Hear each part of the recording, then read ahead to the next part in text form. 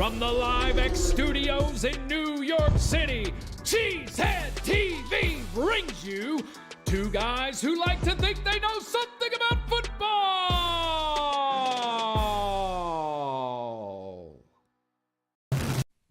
Good evening, everyone, and welcome back to Packer Transplants Live. I am Aaron Nagler, and joining me, as always, is Mr. Corey Behnke, my partner here at Cheesehead TV. I'm coming to you live from Cheesehead TV, New York. Corey joins us live across the street from Lambeau Field, and we are ready to talk some Packers. What do we have on tap today, Corey? Today, we wrap up the Packers offseason with someone who knows a little bit about the team. Packers general manager Brian Gutekunst joins us live. Brian, thanks for joining us on Packer Transplants. So I got no audio from you guys. Oh no! I got you, Aaron. I don't have Corey. Nice. Oh, don't have you, well, that's probably for all the right. best. That's fine. That's probably the way it should be. I mean, if you really need to hear someone, it's definitely not Behnke. How are you? You look amazing. You look sun-kissed, like you're enjoying your summer. How you doing there, Brian? Yeah, doing great. A little sunburnt from the 14-year-old baseball that I'm chasing around at the moment right now and being out at OTA practices and minicamp today. So good time of year. Obviously got one more practice tomorrow left, and before these guys get out of here. And just it's been a good spring, and we're excited to I think the hard part's going to be waiting the next 4 or 5 weeks to get to training camp. Is that a big hold your breath sequence every offseason as far as now? Obvious, I'm not saying that he's bad dudes on the roster or anything like that, but I feel like it's inevitable in your position where just please don't let my phone ring at like 3 a.m. or something like that. Yeah, I think there's a little bit of that, but I think for the most part, we got a really good group of guys, and I don't have a whole lot of concerns there, but that's part of it. Sometimes guys stub their toes, but hopefully this offseason is a good one. So how are the rookies looking comparison to your vets? As far as, we go through the draft, everyone gets really excited about a lot of new Green Bay Packers, right? And then you finally get them on the field with your veteran players. And I know pads are a ways away from coming on, but first blush, how is the crew looking on a field with NFL competition? Yeah, it's a good question. I think the thing that I always look for during this time of year is how they're fitting in, how they're learning. I think you got to be careful of the evaluation process during the spring, only because everything is so new to these guys. At the same time, you're always kind of keeping an eye. Do they look like the guys we thought they were prior to the selections? And then we signed some guys after the draft, and these guys have fit in really, really well. Not only athletically and what the coaches are asking these guys to do, but then I think just from a culture fit, and again, it's early. They're still getting used to the way we do things around here. But there's a lot of buy-in. I think that goes, a lot of credit to our coaching staff, but then also our current players, and the way they embrace these guys coming in. So again, this is it's a work time. It's a time to get better, get that foundation laid for this season. And they've done a good job so far. And I think we're excited to get to training camp into the season. I'm glad you brought up, you mentioned the undrafted crew, right? And the last couple of years, I think, what was it, last year you had like 14, and the year before that you had 12 undrafted guys. And this year, I think it's only 8 as far as the undrafted. Yep. And I know the roster was at a different spot coming into the draft, obviously, and then you make 11 selections. Is that something where, I know in the past you've talked about kind of taking pride in the idea that an undrafted guy gets a shot in Green Bay, right? But you've had a guy from the undrafted group make the squad pretty much every year for the last, I don't know how many years. Is that something you're concerned about, or is that something that's just where the way the numbers kind of shook out this season? Yeah, and I think it's really the way the numbers shook out this year more than anything. Undrafted free agency is a very big part of our roster building, philosophy. We've had a lot of great success with it in years past. Some significant players have come from that group, as you guys know. So I think, our numbers were higher going into the draft this year than they normally are. And it's a good problem to have because there was none of those guys that we were really looking to move on from. There were guys we really liked, wanted to continue to develop. And I do think the overall volume in this year's draft class, when you include the undrafted free agents, was a little less maybe in some years. I think it has a little bit to do with the COVID years and the transfer portal. And I think we'll see those numbers spike in the next couple of years. But I think it had a little bit to do with that, so I was a little bit more comfortable with it. At the same time, I really like some of the guys we acquired, and I certainly expect them to push to make the team and help this team moving forward. You did have a pretty significant youth movement last year where you had obviously a number of guys contribute on offense who were thrust into action right away. You kind of lived with some growing pains, right? I don't know if this was by design, but it sure feels like you want to try and take a similar approach on defense this year with the numbers you've brought in at safety and linebacker. You got to suspect they're going to have, opportunities, but you're probably going to live with similar growing pains. I think that might be fair to say. Was that a conscious choice, or is that just kind of how the draft fell for you? A little bit how the draft fell for us, but at the same time, I do think, I think if there's anything over that Matt and I together, as we've worked through this thing, have learned is that we have to create opportunities for young players to play. Certainly there's a lot of getting better through practice and preseason, but guys got to go out there in the National Football League and play to get better. And I think you do have to live through some of that stuff if you want to get the best out of those players. So I think, and the salary cap, I think, also plays a part in that, and how every team kind of has to construct it. I mean, the young players are going to have to play, and they're going to have to take on pretty big roles for you. And I think certainly last year it worked out and at the end in some really nice ways. And we'll expect these young guys to kind of come in and put in the same kind of work that those guys did last year, and hopefully see some of those fruits of their labor down the road. Now, getting off the rookies and the youth for a minute, I want to go back a couple years to, obviously I don't expect you to comment on any specific reports, but there is something that I want to address as far as you really seem to have been linked with a number of guys in the past that you maybe were interested in acquiring that you didn't end up landing. And I just thought of this because Darren Waller was in the news recently, having retired. You were linked to him. You were linked to Chase Claypool and Will Fuller. Again, I know you're not going to specifically talk about those guys, but it seems in each of those instances, you reached a point as the general manager where you were like, this is the value I place on this player, and I'm not going to budge from that. And I would be interested in acquiring him, but I'm not going to go above my price. What is it? Is there a metric? Is there something specific you look at? Or, what is it you're doing there to place that value where you're like, this is my line and I'm not going to deviate from it? Because it seems to have served you really well, given how these guys went on to other places and didn't seem to really flourish. Yeah, I think you certainly have to have a walk away point. We're all competitive in this business. When you get into those environments, when you're trying to acquire a player, you got to keep a level head. And I think as you go into something like that, you need to have a walk away point ahead of time. I think that serves you well. Certainly, I learned that from Ted Thompson and Ron Wolf. I think a lot of times too with the Packers, because we don't, our guys kind of keep things in house pretty well. So the agent community certainly uses us as being involved in a lot of things that we may or may not be. No. But I do. The hell you say. Right. But I do think, and whenever you're looking at acquiring a player or contract negotiations, I think you got to put a lot of time and preparation into where your walk away point is, and then try to stay disciplined to that. Otherwise, I think in the heat of the competition and the moment, you can make mistakes. Speaking of valuations of players, specifically veteran players, I don't know how else to ask this. Other than I want to lead. I want to. Okay, you're gonna not like the fact that you got me on audio. So no, I'm just. So I've got to lead into this question that I think I hope frames it correctly.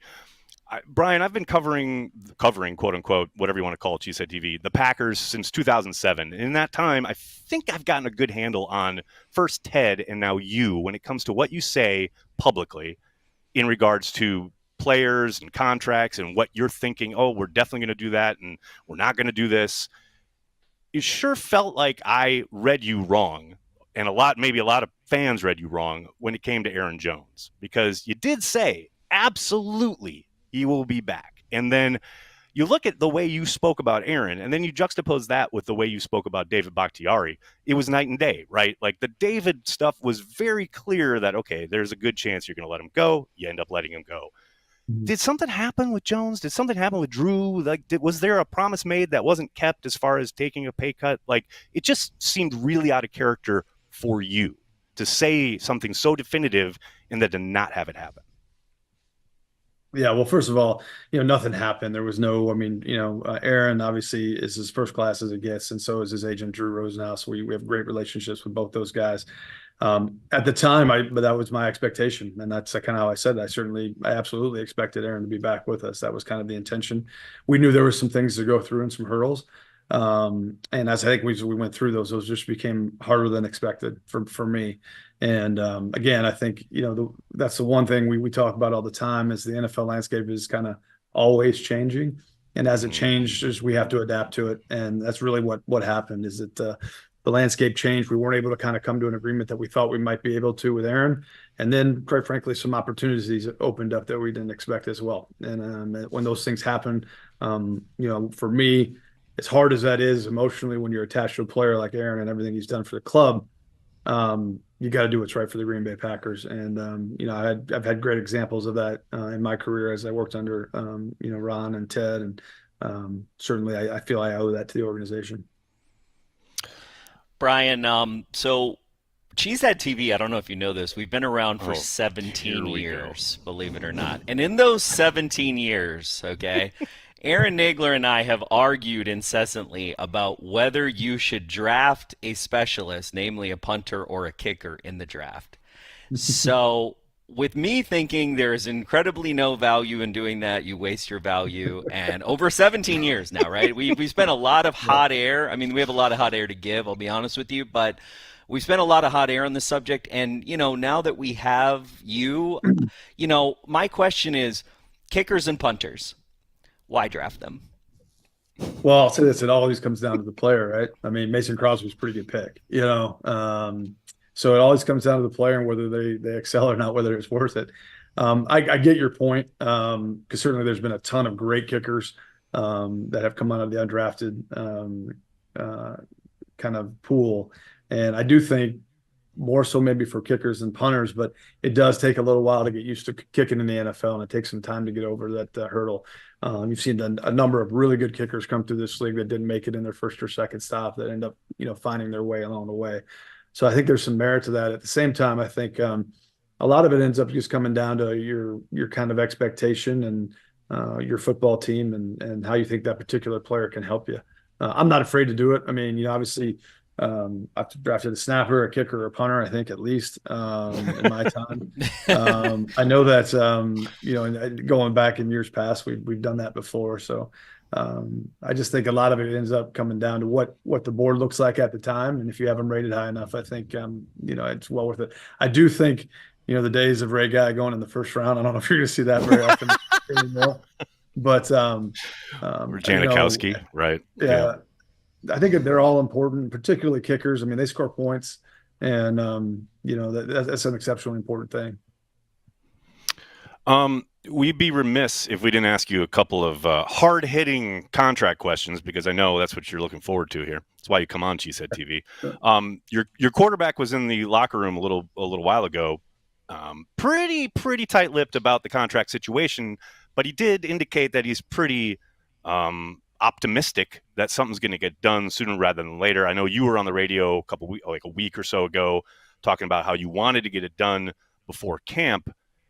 I think that's obviously realistic. Are you doing the Ted thing here? Or you already got it in the bag and you're like just waiting for like the first day of camp to announce it? Is that what's up? I wish that was the case. I mean, I'd love to have it done a couple weeks ago. That'd be great, right? Because I think the stability at quarterback, and particularly with Jordan, I think would be, something that's good for the organization, good for our team. I think I'm optimistic because I think both, we want Jordan here. Jordan wants to be here. And certainly there's a desire on both sides to get something done. Would love to have it done before training camp. I think that would be ideal. Whether or not that happens, we'll just kind of see how that goes. I think Russ is doing a tremendous job. His relationship with David Mulugeta and their people is really, really strong. So, these things take time and none of them go real fast. So I'm not overly concerned, but I think for all parties involved, we'd love to have it done before training camp, but we'll kind of see how that goes. But I think more importantly is the fact that,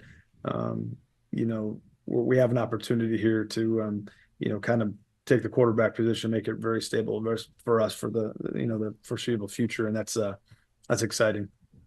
Speaking of that, how excited are you to get this done and not have to be asked about your quarterback's contract, which it seems like you've spent every offseason for the past 3 or 4 years getting asked? Yeah.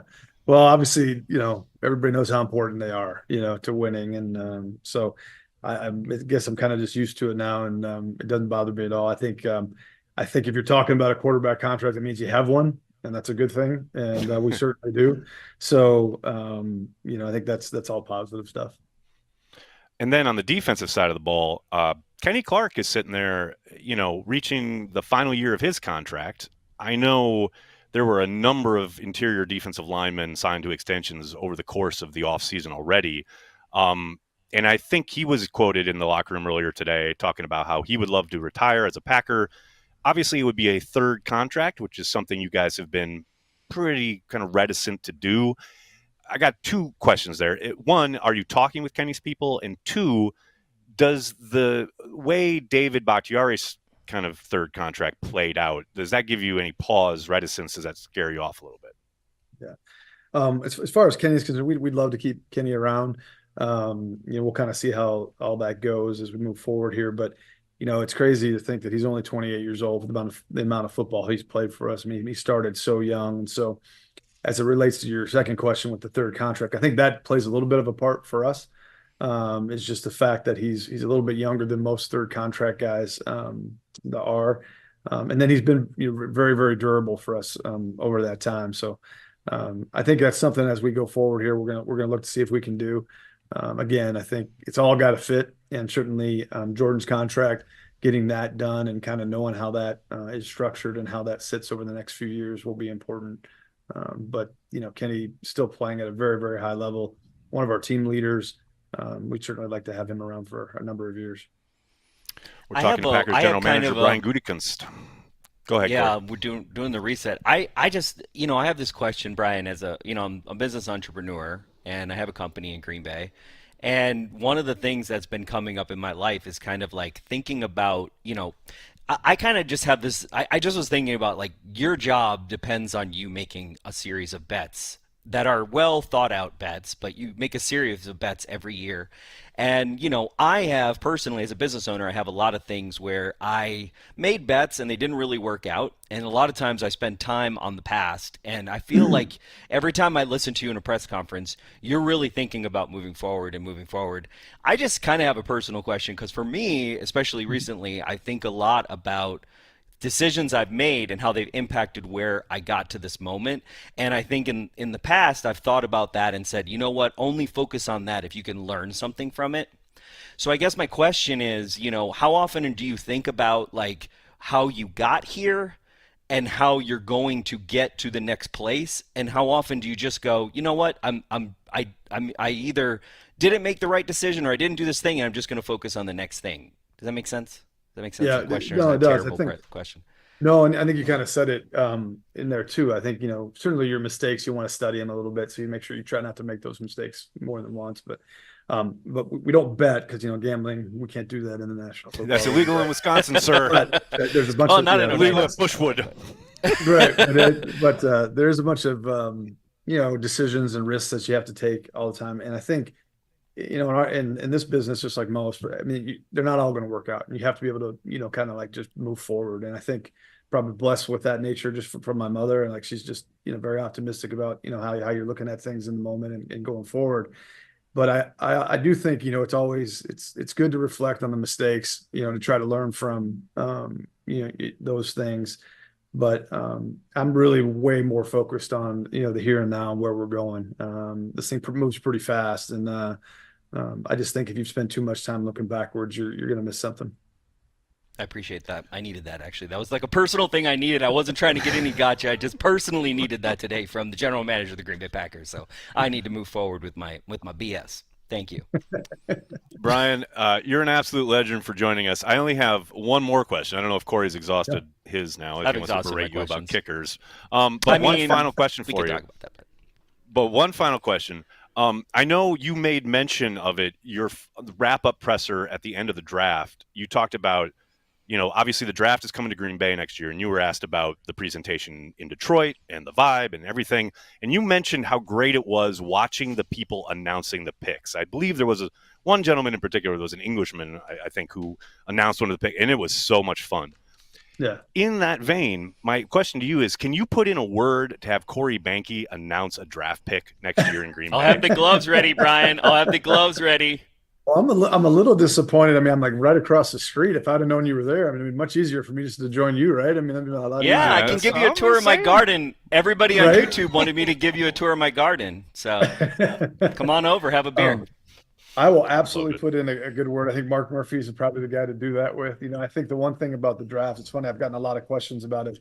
And it's so funny because I'm not going to be involved in any of that stuff with the exception of what we're doing with the picks and all that. But I think it's such a fascinating thing for the city. It's so good. And there's so many people around this building that are excited about it. And it seems like as I'm in the community, people are just really fired up, for everything that's going to be. And just really cool that Mark and his team was able to accomplish that, because that's a big deal. It's going to be awesome. Deal. It's going to be a week-long party, and I cannot wait to be part of it. It's going to be so much fun. Brian, cannot thank you enough for joining us, man. Really appreciate the time. Good luck this season. Have a great whatever you can of this summer, and we'll see you at training camp. Yeah, thanks, guys. I appreciate you having me on, and I really do appreciate what you guys do for our fans, because it's a great show. So thank you. Thanks a lot, Brian. Have a Super great day. Bowl, Brian. Super Bowl. Let's do it, baby. Let's go.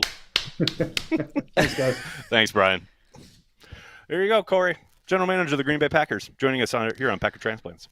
I will be honest with you. I literally was thinking about that because I've spent too much time thinking about the past lately, and I needed someone that I respect greatly to tell me to fucking move forward. That's literally. I knew he was gonna say that, but I just needed it. You know what I mean? It's just one of those times in your life you just fucking need to not deal with not second guess yourself and all the decisions you make in life. We're here, and here's where we are in 2024, and the Packers are better for it because they have Brian as the general manager. So couldn't agree more, man. Couldn't agree more.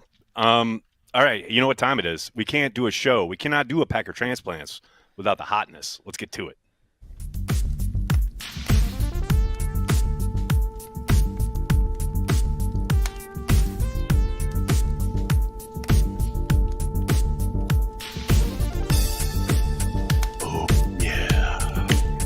It's time for the hotness.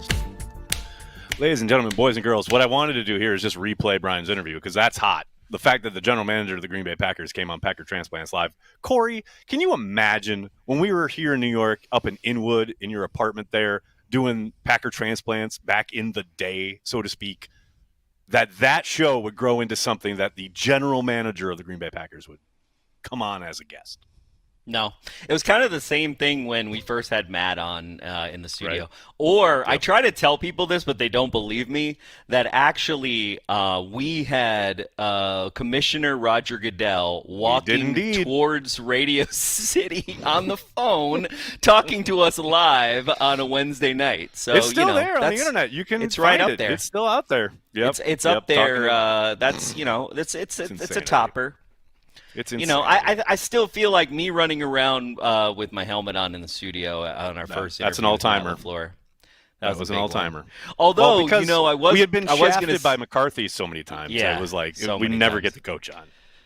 Yeah, well, that was just such a huge thing. And then I also remember the first time we ever had a player on, and I can't tell you who the player was, but I remember in my apartment in Inwood, I just distinctly remember, I believe it was a defensive tackle or a defensive end. It was like third stringer. I can't remember who it was right now. And I was just like, we got a player. Right. Oh my goodness. Yep. It's fun. It's good times. Yep.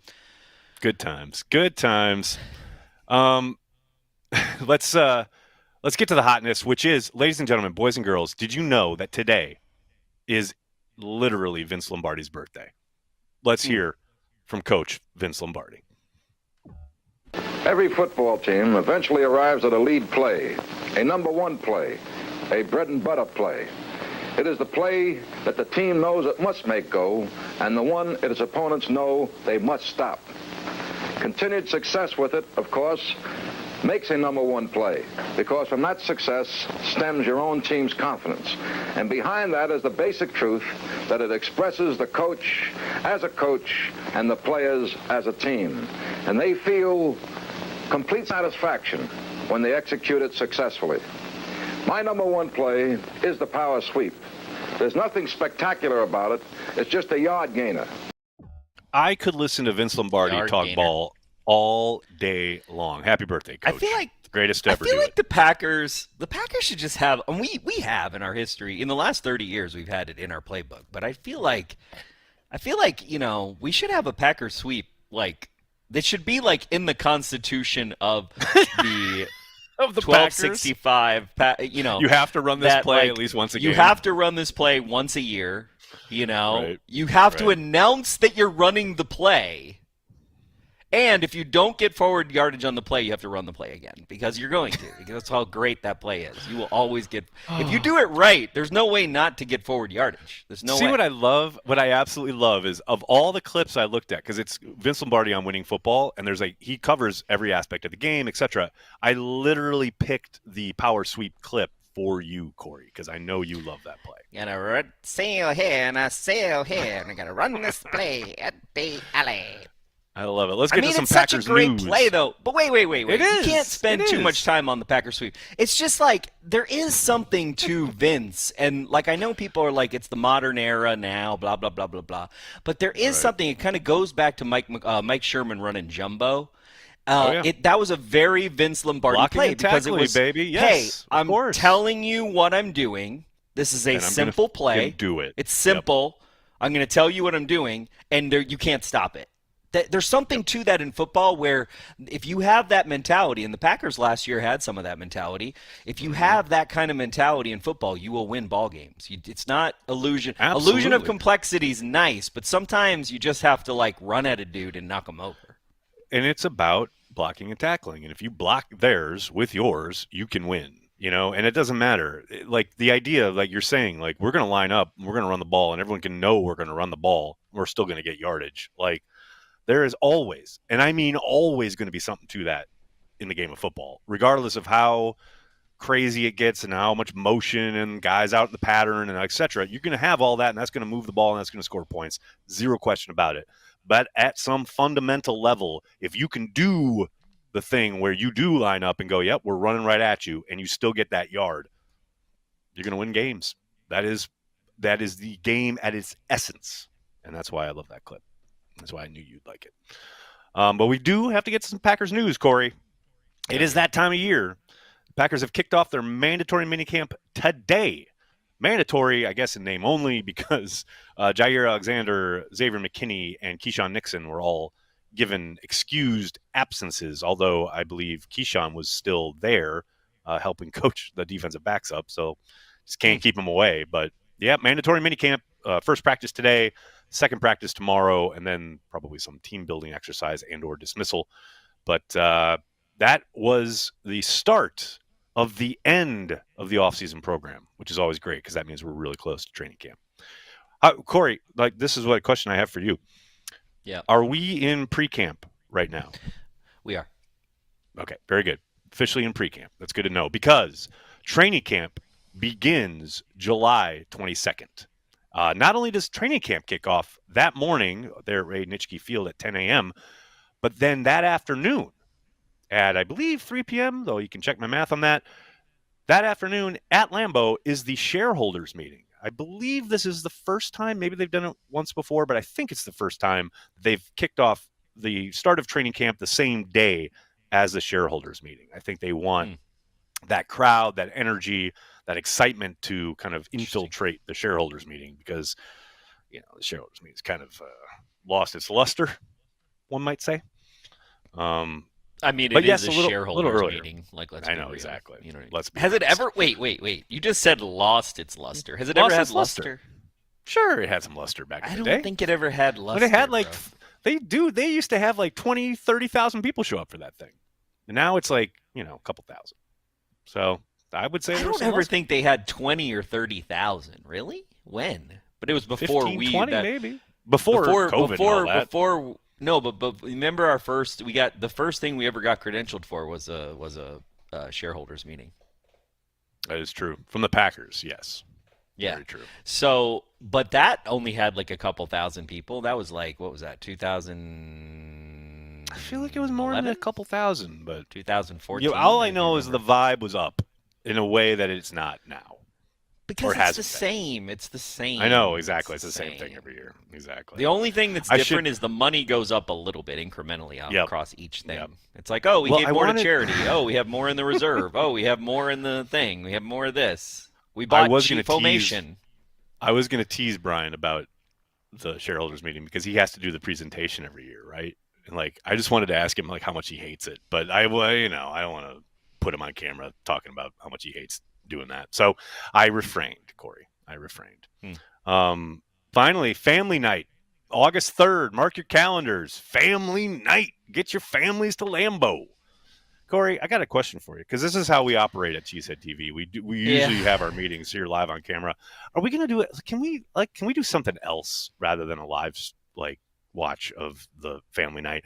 Given the fact that now the presentation of it is so poor and there's so many commercials, I feel like we could do something cooler and or more fun than maybe we should a live stream. Maybe we should rent a suite and do a play-by-play from a suite. Holy shit, that's a great idea. I mean, I don't think they're going to let us do that, but hey. Yeah, but when has that bothered us before? I don't know. That's a fun idea, but we just need to do something else because just come up with an idea. We'll come up with an idea. Maybe somebody in the comments will come up with something. I'm happy to not set up all the gear and. I know. That's the thing. It just feels like the return is not there as far as because it's not that the audience is great and the people we talk with around the world who want to find out about family night, that is awesome.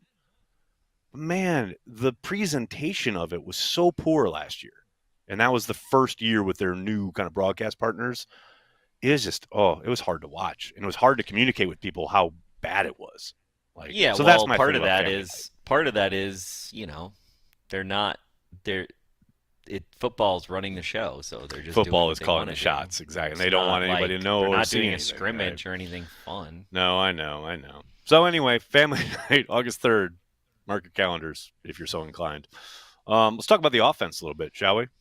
The Packers offense, that offensive line, it's going to take some time to sort out. Now, here's the most distressing part of this offseason for me. Zach Tom has not practiced once as far as when the media's been kind of there. He's dealing with a injury. So hopefully he's ready to go by training camp. I know Matt LaFleur talked about it today, but because of Tom's absence, they have really kind of gotten, a few more looks at their rookie left tackle, right tackle, as it were, Jordan Morgan. I know Andre Dillard has played a lot with the starters, both left and right.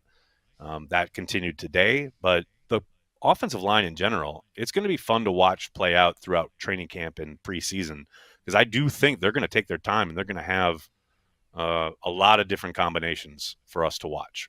And I just hope people understand, if Jordan Morgan starts the year at right guard or even on the bench, that's not a bad thing. If that just means Rasheed Walker balled out at left tackle and Zach Tom is Zach Tom, and we've still got a really good player in reserve.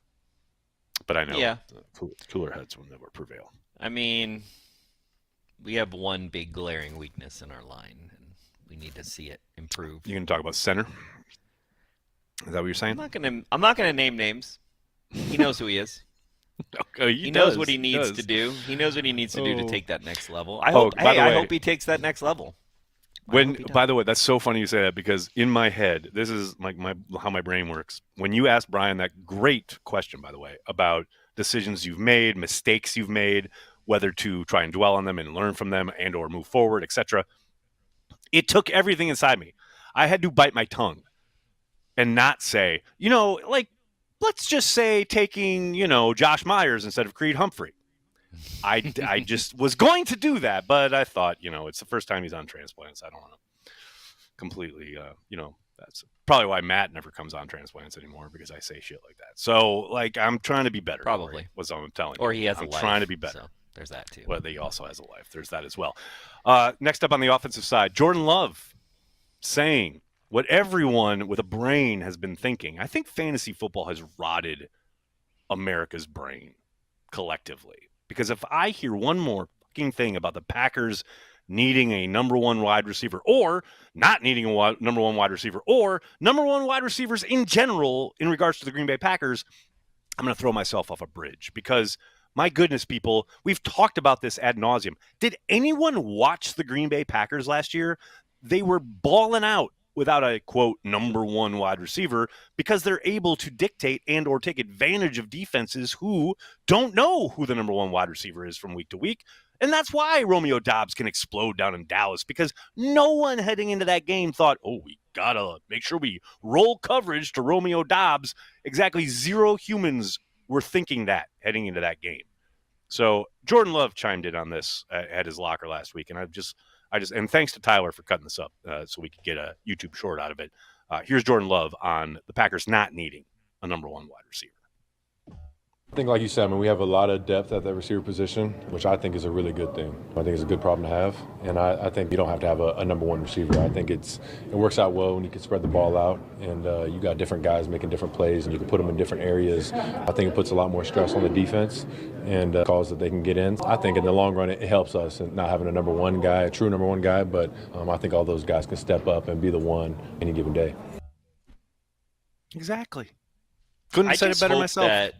I just hope, with all this kind of talk, I just pray that the Green Bay Packers coaching staff applies what they did to their receivers last year to every position across the board. And in some ways they have to. They are being forced to, with so many decisions to make at very young guys and a very big volume of guys that have been drafted. And that's kind of what I asked Brian about the defensive side, right? Yep. This year in particular. Yep. Yeah, 100%. They're going to have to let a lot of guys play and figure out some stuff before they quote-unquote gel and pick the staff. So I feel like I really do feel like it's going to be, even with the offensive line, the offensive line and the defense are going to be this work in progress through probably week 5 before you really see some decision making there, if only because they are so young and you got to figure some shit out and you don't really know who's going to, you almost have to be patient and be willing to take risks on guys. It's baked into this. Yes, it's baked into this approach, right? Like, you have to live with those kind of mistakes that are going to be inevitable from young players. Look at Musgrave getting chewed out on Monday Night Football on the sideline by LaFleur after he, ran a wrong route or whatever. Like, those types of mistakes and mishaps, etc., that's kind of baked into the idea of, okay, yes, we are going to kind of live with that early in the season, and then we're going to hopefully learn from that as a squad and the young players, and we're going to watch them develop. We certainly did last year with the wide receiving group and the tight ends. So, yeah, hopefully this year with the linebackers and some of the safeties, that will materialize similarly. I'm not going to say it's the exact same, but the idea that, early in the year, you're definitely going to take your lumps, but you're going to learn from that and you're going to develop by playing. I'm in on that. I love that idea. The other thing I love, speaking of love, is Jordan Love getting the chance to call plays in the 2-minute drill throughout this offseason. Apparently, Matt LaFleur said today that he hasn't called a single offensive play this offseason. It's all been Stenovich and Jordan Love. And Jordan Love has been calling essentially most of the 2-minute drill. Now, I don't know if that's going to continue into the regular season as far as Love goes. Matt said definitely he is going to be calling plays this season, but he's letting Steno get kind of the experience of calling plays. But I love the idea of Jordan Love being able to kind of take over in a 2-minute situation and getting that experience and, starting to give him some ownership of the offense. We saw a little bit of that kind of starting in that Kansas City game last year where he had more canned plays, more ability and opportunity to get the defense to declare with his hard count. But I love this. I love giving him a little bit more ownership. And I'm excited to see if we get some of that, like right out of the gate in the regular season. But we'll see. Should we switch over to the defensive side of the ball, Corey? Your favorite? Let's do it. Defensive backs feeling the Halfley difference. I love this interview. I don't know if you've seen it, Corey, that Keyshawn Nixon had with Kay Adams on her show. And, giving Halfley the shout out because he is a defensive backs guy. Obviously throughout their history, it's been a bit, they're coming off a defensive coordinator who was a linebackers guy, but Halfley seemingly, has that touch, has that wherewithal to really know how to communicate with the defensive backs. Everything I'm reading, seeing, kind of that's been reported out of camp and what have you, gets me excited, but I still got to see it, right? I mean, how many times have we seen guys playing off the line of scrimmage or guys pointing at each other after completed pass downfield, etc.? Like, we've been hurt, man. There are scars here. But, oh, man, I'm excited to see it, and I'm excited to kind of hopefully wash that away because it feels like Halfley's communicating really well with these young guys, at least early on in his tenure. We'll see. I guarantee the first time defensive backs are playing off on Behnke. 3rd down and 10 and they're playing off 11 yards, guaranteed to drive you crazy. Guaranteed. Behnke. Guaranteed. Yeah, I'm ready. It's going to happen. That's why I say it's going to happen. It's going to happen in the first game. I mean, look, it does bode well that Keyshawn Nixon is at mandatory training camp, mandatory minicamp. He doesn't have to be there, and literally what he's doing is talking to defensive backs. So that right there is a sign that hey, we reset. Let's figure it out. Let's fix what we had. And the defense, by all stretches of the imagination, and the team that we've assembled should be good. That's what we said last year. It wasn't, and here we are. So it should be. We should hope. I love the idea up front of a heavy rotation. I talked with Paul Brettel last week about everything he's seen in the OTA practices, and it feels like they're going to be. And I love this kind of image. He likened it to like hockey shifts where they have whole kind of lines of dudes coming in to replace, a line in hockey. And, that's kind of what the Eagles did when they won their last Super Bowl up front on defense. Now they had, I think, a bit more talent in that regard, but, keeping those legs fresh, having waves of guys up front who can get after the quarterback and cause disruption, and seeing lots of rotational kind of usage up front of all your defensive linemen, your edge players. Man, I'm excited about that aspect because we know in a 4-3, you're going to have those ends, your Rashawn Garys, your Preston Smiths, your Lucas Van Ness with their hand in the dirt, and then kind of rotating with the Enigbaris of the world, maybe the Brent Cox Juniors of the world, and then, mixing in Wyatt and Clark and everybody on the interior there, mixing and matching, and hopefully trying to take advantage of teams up front and what they do well or what they don't do particularly well, and being able to take advantage of that. I'm all about that life, much like KC is all about that life. And then finally, early returns at linebacker. I mean, it's hard to get way too excited because they aren't in pads yet, but the number of times we have seen reports from either this minicamp practice or the OTA practices where a inside backer has shot a gap and just blown stuff up along the interior. They have that ability now. It sure feels like a bit more dictating might be happening, a bit more, ability to get across the line of scrimmage and wreak havoc rather than, I'm going to play my gap, I'm going to read and react, I'm going to flow to the ball, rather than I'm going to blow the ball up and I'm going to get inside that kind of guard tackle combo, and I'm going to level the fullback who's trying to throw a block or what have you.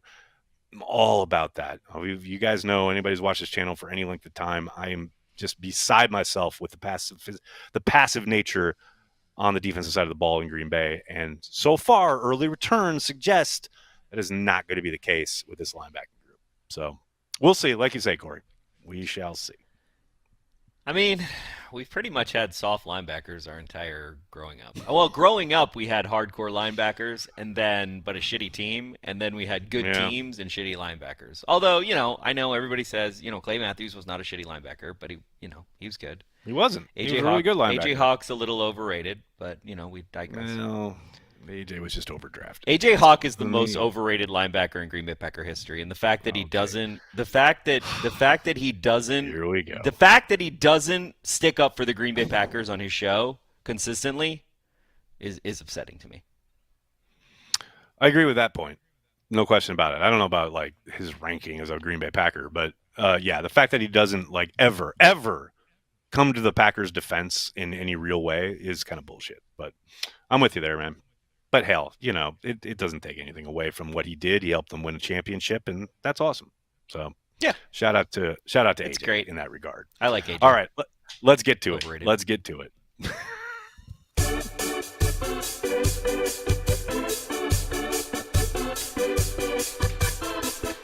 This week in the Packer blogosphere.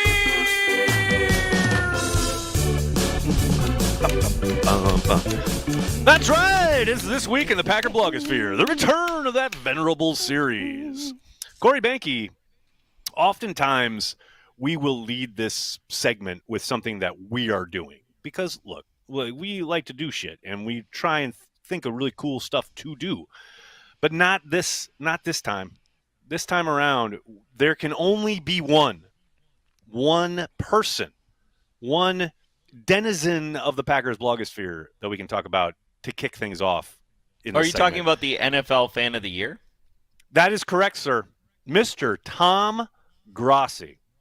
Out fucking standing work. Look at this gentleman.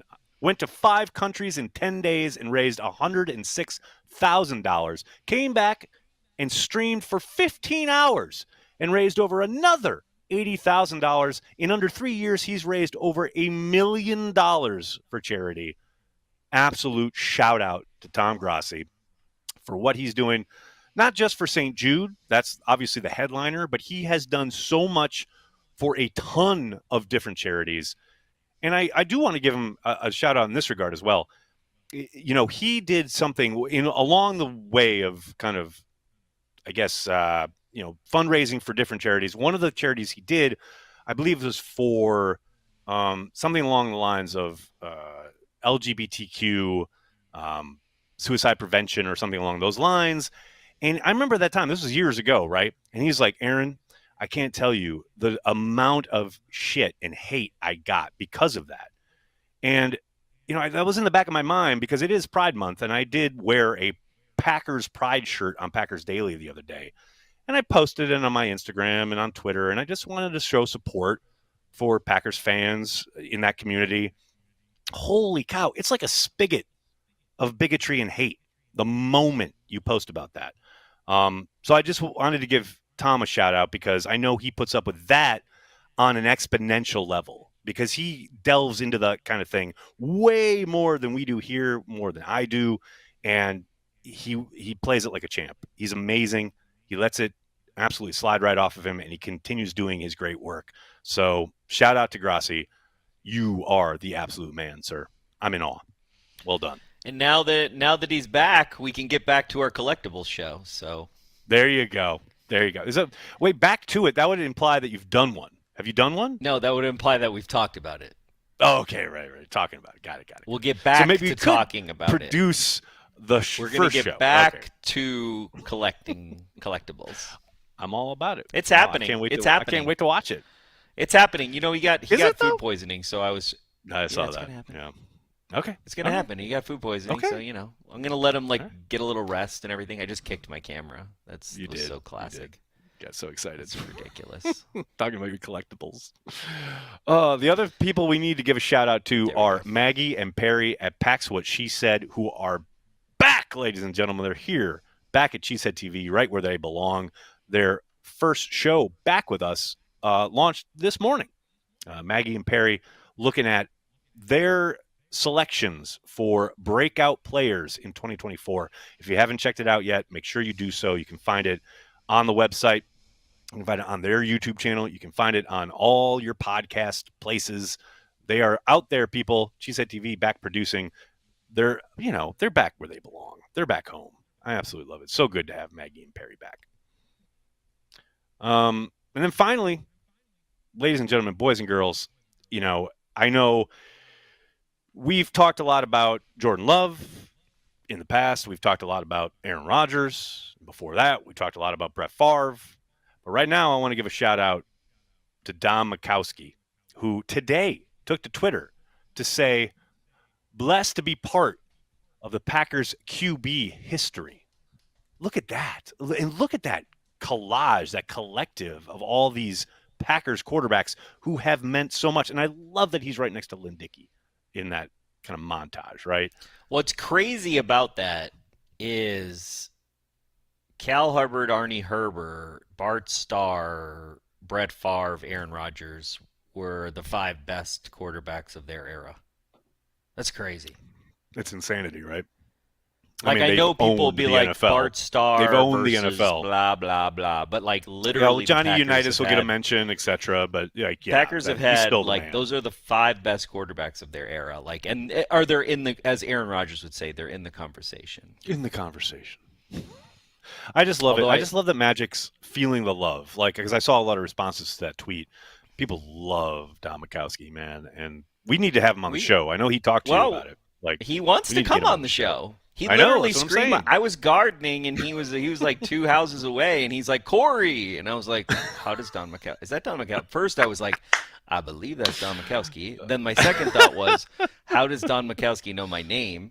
And then he wants to be on the show, so we should have him on. It'd be fun to talk about. Absolutely Talk to him about some stuff. Don Majkowski. I also, you know something that hasn't aged well. What's that?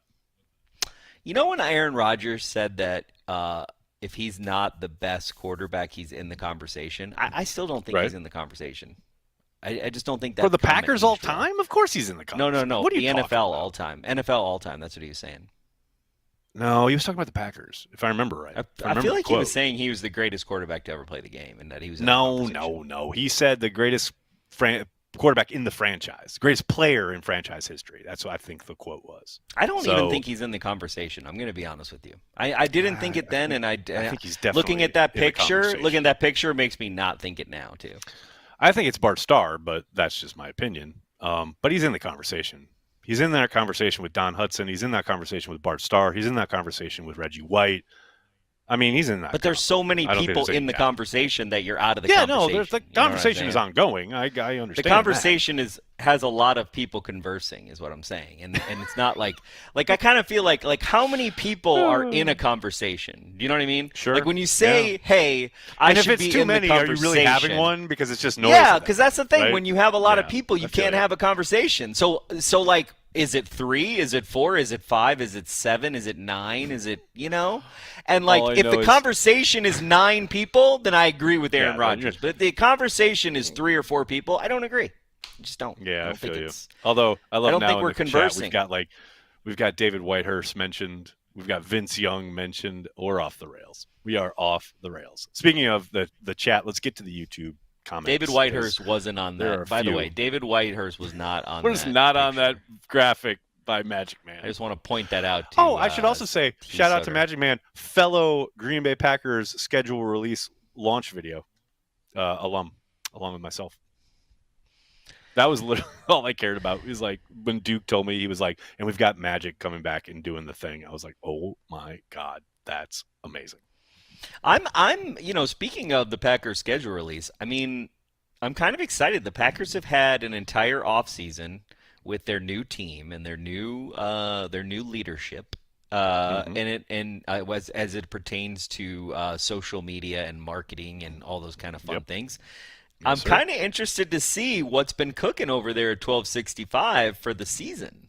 Like what it's almost like if we get the new schedule release, okay, well, we got from here to the draft, we have the new social media version of everything, right? Because we have a new social media team. So that's something exciting. It's pretty exciting. I'm interested to see that. Are we gonna have like how you had Wes and Mike and Spofford and they were like in the clown suits?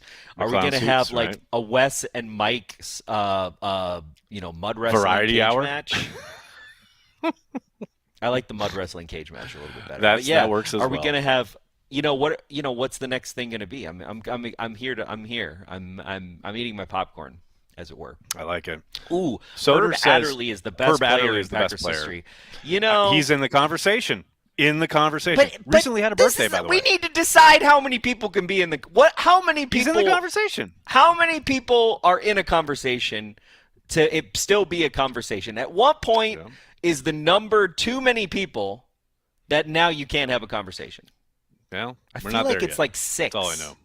6 or so. I feel like it's yeah. like 6. So it's just past a Mount Rushmore. That's what we need to do, because Mount Rushmore like, is terrible, because it's always limits you to 4 and you can't do it, blah, blah, blah. So it's got to be more than that. I mean,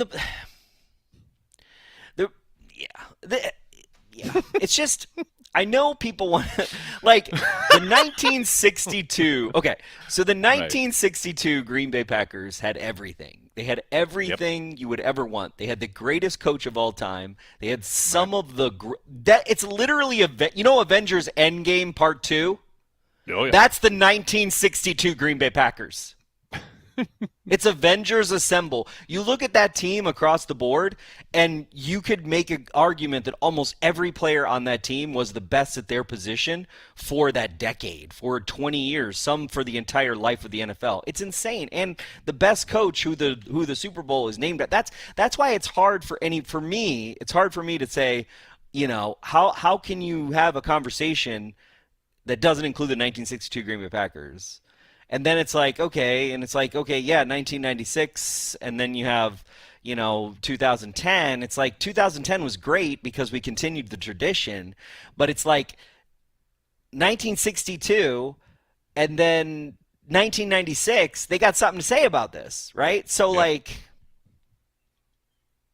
I feel you, man. That's why I'd say it's a ongoing conversation. And if you really want to go to it, the only don't get me started. I don't want to get started because then that's people a whole will be nother like, podcast. Oh, that's history. I mean, we're the only team to have to three-peat twice, so in the history. So there you go. Three-peat world champions 3 times. All right, let's get to some YouTube comments. I know we got lots of super chats to get to, and I don't want to miss any. Oh, YouTube? What's that? Yes, Doug Hype sir. TV. Thanks for super chat. There's gonna be like 4 super chats in a row from Doug. When Goody's scouting report on Carry the G Cream Ale by Cheesehead TV. We need it. Doug Hype. I'm 100% positive Goody was drinking Carry the G Ale when he made the decision to sign Xavier McKinney. Clearly. I mean, I think there's zero doubt about it. I didn't want to ask him about Carry the G, but I do want to get him some. But I know he got in, not hot water, but he got like some tisk from the marketing / sales people. Yeah, for talking about Spotted Cow. Spotted Cow instead of, the people who sponsor Miller. a gate at Lambeau. Instead of, look behind me, the Lambeau Field Atrium brought to you by Miller who's Lite. that? Miller Lite. Okay. Dude, SAB Miller is the biggest bully on the street. I'm going to say that, Yes, and I know the sir. Tavern League's going to try to shut me down, but they are bullies about beer. It's so ridiculous. It's so ridiculous. Yes, they are. It's true. It's dumb. And not just other things. our They're beer. not just but, bullies like, about beer. The fact They're bullies about a lot of things. The fact that SAB Miller would be mad at somebody because they mentioned a local brewery from New Glarus, Wisconsin, that only sells in Wisconsin. Now wait. We don't know. Like, I didn't get the sense that it was Miller that said something. I think it was someone in the Packers. Oh, no. With, I know. That side of things who was like, I know. Don't forget the sponsor. They like money. Hey, everybody likes money. You like money. Everybody likes money. I enjoy money.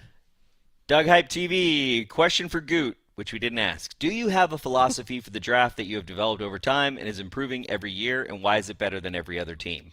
I think it's clear that is happening, and he's awesome and gotten a lot better at it. Clear. And Doug, thank you again for the super chat. Corey deserves a beer for hot air comments. I mean, it's a lot of hot air in the show. A lot of hot Matthew air. Clark, TV. thanks for the super chat. Incredible show, guys. Thank you so much. Thank you, Matthew, for the. Thank you, Matthew. Hope you're doing well over there. I can never remember across the pond. if it's a pound or a euro. Ken Hansen. That's euro, I believe. Just an awesome interview. Yeah, I liked it. Thanks, Ken. I liked it. St. Paul Kyle, thanks for super chat. That was incredible. Well done, fellas. Thank you, St. Paul Kyle. Appreciate it. Thanks, buddy. Thank you, sir. Uncultured Barbarian, great guest. I thought it would be Ant Gert. We need to get Ant Gert on. We need Ant Gert back on Transplants at some point this season. That has to happen. Major oversight on that graphic, not. Aaron Harper, thanks for the super chat. You guys, awesome. Thank you for having the best GM. Thank the best GM Aaron. for being the best GM. Absolutely. Cheesehead Joey, what the hell's going on out here? Happy birthday, Goat. Happy birthday, Goat. Massimilio Margagliati, so glad to see Cheesehead TV growth. Proud of being part. Thank you for Em. being a part Thanks of for your the show. Thanks for your continued support, buddy. Really appreciate you. Joe Mailman, Goody seemed more relaxed talking to you guys than he is at his press conferences. Did he have a couple carry the G's beforehand? I hope so. Couple two tree. Ian, what's up, Ian? Guys, I have a business meeting and I'm missing this. Can't wait to watch tonight. Thanks for all you do. Appreciate you, Ian. Buddy. Thank you, brother. Godspeed. Hope the meeting goes that's well. What we have. Ken we says got. Horning was the greatest player Lombardi ever coached, according to Lombardi, and Lombardi's teams were the greatest teams the Packers ever had. So Horning has to be in the discussion. But okay, yeah, Now, that's the thing. Now go Don read Hudson. what Cliff Crystal has to say about that. Okay, Cliff has some words about that. Don Hudson, right? Bart Starr, Reggie White, Brett Favre got to be in the conversation. Aaron Rodgers and Brett Favre got to be in that convo. I don't know. But then the thing is, like, if you put Herb Adderley in there, which, you know, and also Willie Wood, hello, hi. Although, wait, someone in the comments, though, now said, you have six people. Adderley is Rodgers, disqualified because he went on to become a Cowboy, which I'm down with that. I strike Adderley from the conversation because he became a Cowboy and won a Super Bowl with them. So that doesn't diminish or take away anything he did in Green Bay. He's amazing. He's awesome. But I don't like you this can't whole go win a championship with the Cowboys and be the greatest Packer ever. That just doesn't work. I mean, I speaking of that, I don't like this whole like the Hall of Fame. You have to designate primary or secondary. That's why guys like. Wait, what? Yeah, in the Hall of Fame, you do. You literally don't. Your primary No, is that's why. Yeah, you do. The guy who's I'm wearing right now, Emlyn Tunnell, he's not in as a Packer. He's in as a Giant. I could have sworn you went in without a team affiliation. You don't think about it. At the Pro to. Football Hall of Fame, if he's in as I know this because I read his biography. I just literally finished his biography. You basically have to choose a primary or a secondary when you go in the Pro Maybe you Football Hall did of back Fame. then, but I don't think you do anymore. No, you do it. That's your main team you go in as, and that's why there's something that happens when you choose, because if you think about it, when you go over to Lambeau and you go in the Packers Hall of Fame, you're not going to see Tunnell. So It's weird. It's just bizarre. Wait, Steve, what? So they're recording currently, and we are waiting in limbo. What? We're here. We're live. We're talking. What's going on? What's going on, Doug Steve? Hype TV with the super chat. We live in the golden age of the Green Bay Packers and Cheesehead TV. I like the way you're thinking. I like it the way. Oh, and it'll then be you even got more Ray golden Nitschke. age. This is the thing. The conversation becomes a Zoom room with 30 people. It's not a conversation anymore. You're not in the conversation, Aaron Rodgers. I proved my point. Thank you, everybody, for helping me prove my point. I really appreciate that. I'm not so sure I agree with your police work there, but we'll see. Let's give a shout out to our Patreon members. Patreon members here at Cheesehead TV. You guys are the bomb.com. You are the lifeblood of everything we do when it comes to the brand, to the website, to the YouTube channel, everything. We cannot thank you enough for your support, as well as Carry the G Club members here on YouTube. You guys are awesome. Both Carry the G Club members and Patreon members. Love talking to you guys every week on the happy hour. Hopefully, we'll see you on Thursday night. That's when this week's happy hour is taking place. I think we have a couple more. Yeah, Doug Hype Super TV, chats random before we keep going Packer on here. Lux Luger, not official roster. I guess he's in the conversation. Well, not in the Carl Van conversation. Beckham, great get, guys. Any player interviews lined up? Thanks for everything. Cheers. Not right now. Not currently, but maybe down the line. We shall see. Corey, you got anything else for the fine folks at home before we head out? I mean, if we get enough super chats for like the next 5 months, we might be able to afford Jordan Love by the end of the season. But I don't know. His price keeps going up. It does keep going up, and I think it's about to go up exponentially once he signs this new deal and balls out and wins the Super Bowl, and then we'll never have him. But hey, that's just like then the he's last going to get quarterback. his own golf cart. Then he's going to start demanding a trade, and then he's going to go to it'll the be Jets, and then we're going to. We know how this works out. Yep, no doubt about That's it. how it all happens. Oh, Chris, thanks for being a Care the G Club member and this last second chat here. Went to kids camp 2 weeks ago. Great to see primetime players at camp for the first time in years. Usually practice squad guys. This year, big names. Chris, I'm glad you brought that up. I'm fascinated to see training camp because, in the late Rodgers years, you had all those vets, all those big names, right, so to speak, taking cars, driving over. Sure feels like we've had kind of a pendulum swing back to most of the guys, not every single one of them, but most of the guys, regardless of how big their name is, all riding the bikes, right? I really hope that continues this summer. I know, shout out to Aaron Jones. He rode a bike every single year. He never took a car. He absolutely carried the G, but I'm hoping to see more of that again this summer. No question about it. Corey, you got anything else? Yeah, let's go training camp, pre-camp, baby. There you go, pre-camp, baby. That'll do it for this episode of Packer Transplants. We'd like to thank everyone, including Brian Gutekunst, for showing up earlier this stream, who makes CHTV part of their daily Packers routine. We are and will always be devoted to Green Bay Packers fans worldwide. I think it's a fluid situation, and I know you guys love it, especially Nagler. I can see you smirking at me right there. We're going to take it one day at a time, and just it's going to be fluid, though. That's all I can tell you.